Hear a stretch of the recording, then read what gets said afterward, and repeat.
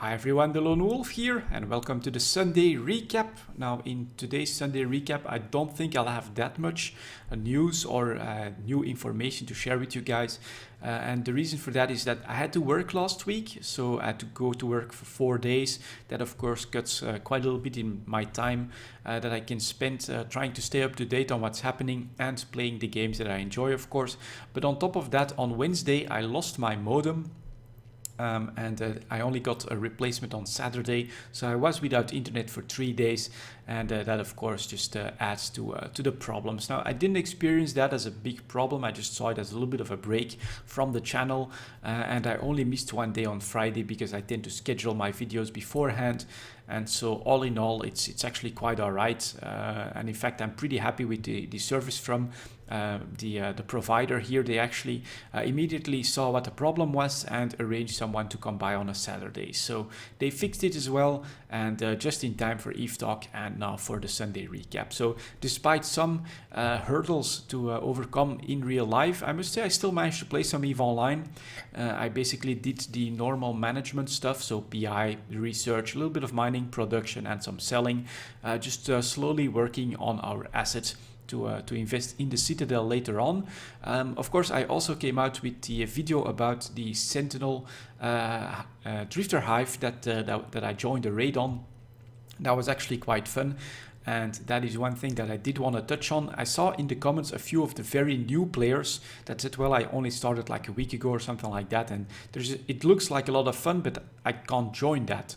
I want to give you guys a heads up if you do see this, that the guys that organize these drifter raids, as soon as they have their first 25-30 people in the doctrine ships, so they know they will get everyone or almost everyone inside the hive, they're more than willing to take newer players on as well in ships that don't actually meet the requirements. So don't be afraid to try and join one of these raids if you really want to see one and you're a new player, and this could help get you in the game, have your first fleet experience and things like that. Definitely join the channel, take a look at the Caracal that they have as well. Take out the Tech 2 launchers maybe and see how long it takes to train that. I really don't think it's that long. Otherwise, you know, if you're really very new to the game, I would say join the channel, and when one of those raids is organized, just come out with the most tanky combat ship that you've got and ask if you can join. I'm really sure that they're open for new players to join and experience that content as well. So don't feel locked out because you're that new. That is, I guess, what I want to say here. These guys, they do organize this on a regular basis, and they will take people in different kind of ships as well if they can't fly the doctrine ships. So yeah, join the channel there and join in on those drifter raids. They're indeed a lot of fun. Another thing is, someone actually said on the previous Sunday recap that I'm finally getting bored with EVE Online. I didn't respond there. I thought I'd just respond in the next Sunday recap. I'm definitely not bored with EVE Online at all. It's not because I can't play that much, whether because of real life reasons or because there's another game that I'm enjoying a lot at the moment, which is in this case Fallout 4 and Path of Exile. That doesn't mean that I'm bored with EVE Online. As most of you will probably know, I have a clear goal in mind with the next expansion, with the Citadel. We're working on that with the corporation. We're just doing it at our own pace, and sometimes it's pretty damn slow, but at least we make sure that we enjoy all the time that we spend in EVE Online, and I'm still fully enjoying the game. It is still my main game by a long margin.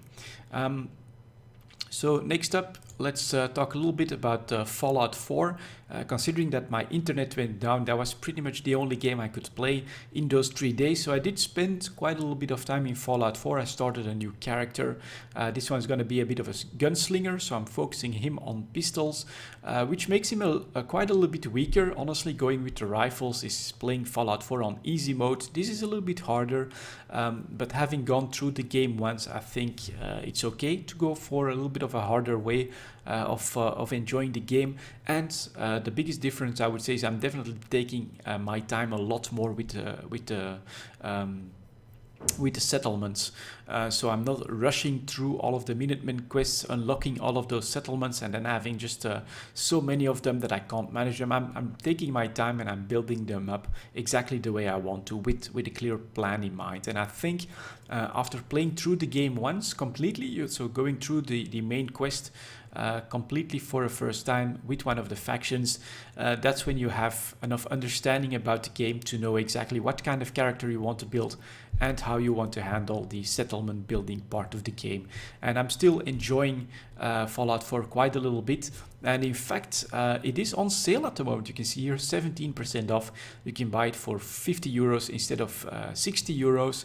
So if that can tie you over, you know, a little bit of a sale on Fallout 4, I definitely think it's worth it. I'm enjoying the game a lot, and I'm playing it a lot as well.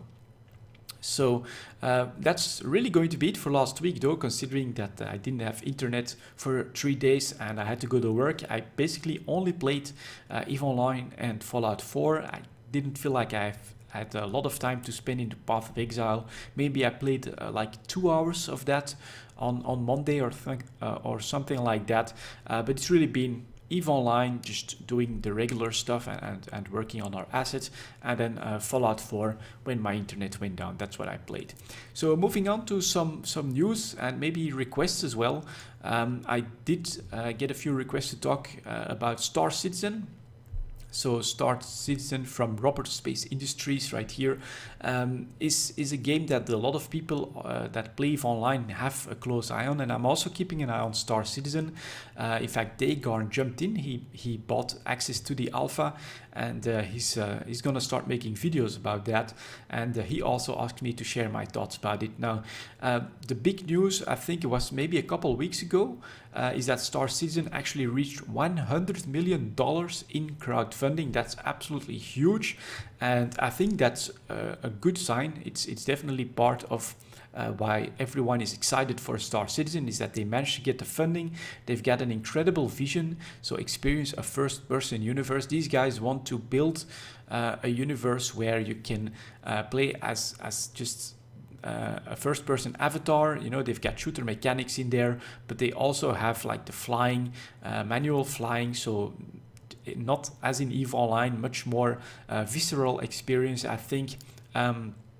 But at the moment, what we're seeing from the game is mostly all of that Twitch-based combat style of gameplay. We're not seeing a lot of the sandbox elements, which for me personally would be the biggest draw in the game if they can do something similar with the mechanics that they're showing now, but similar to EVE Online, where you can build, where you can craft, where you can conquer and destroy everything from everyone else. Then Star Citizen would of course become pretty much the ultimate game for sci-fi geeks like us. But at the moment, I'm not jumping in just yet, because I still see a few risks when it comes to a crowdfunded project like this. I would say there's still probably a very slight risk that this is not going to finish in any decent manner. But yeah, having $100 million should give them enough budget. They do have a clear vision. They come out with regular updates. They keep the community up to date as well. And you of course have all of the YouTubers that already have access to the game that keep us up to date as well.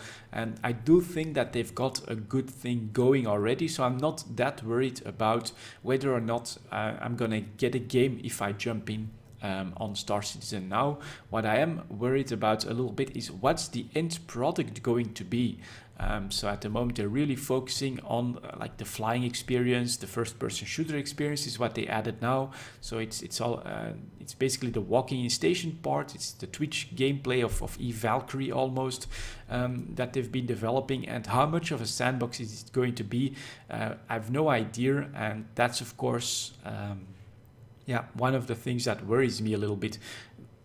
If I had to choose then between putting time in EVE Online or putting time in Star Citizen, if Star Citizen doesn't have enough of a sandbox feel, it's really not going to hold my interest long enough.